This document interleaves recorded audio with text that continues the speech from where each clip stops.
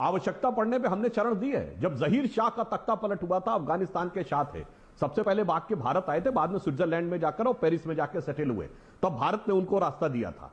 कोई भी व्यक्ति यदि दुखियारा है, कोई परिस्थिति उनके साथ अत्याचार हुआ है, चाहे दलाई लामा थे या जहीर शाह थे, हमने बिल्कुल दिया।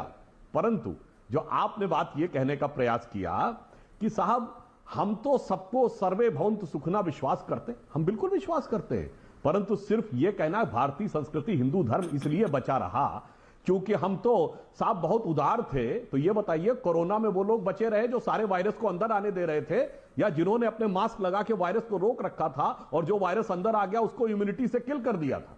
इसलिए यह भी याद रखिए, एक बहुत बड़े हजरत वली उल्लाह हुए हैं जो जिन्होंने अफगानिस्तान और पाकिस्तान के बारे में भी लिखा, बहुत बड़े सूफी शेर हुए हैं, अतीकुर रहमान जी को पता होगा। उन्होंने लिखा है इस्लाम के विस्तार को और भारत में उसकी भूमिका पर। उन्होंने लिखा, वो दीने हिजाजी का बेबाक बेड़ा, निशा जिसका अक्साए आलम में पहुंचा, न दीना में अटका न मंजिम में टटका, मुहाजिर हुआ कोई इंसान जिसका। और आगे लिखा, किए पे सिपर जिसने सातों समंदर, वो डूबा दहाने में गंगा के आकर। साहब वो हमारी शक्ति की वजह से था, हमारे अंदर की इम्यूनिटी की वजह से था।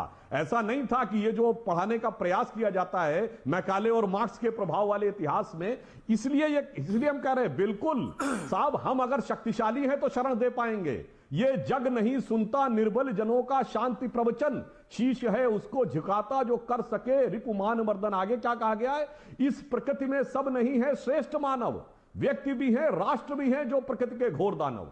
तो हमें यह देखना पड़ेगा ना, सद्गुण है, बहुत अच्छी बात है। वीर सावरकर ने कहा, अगर आप गलत समय पे सद्गुण दिखाएं तो सद्गुण विकृति हो जाती है। इसलिए आप धर्माचार्य हैं तो धर्म की गति इतनी स्थूल नहीं होती है कि दो वाक्यों में बता सके। सूक्ष्म गति से देखिए, वहां समझ में आएगा कि यह गलत है और यह सही।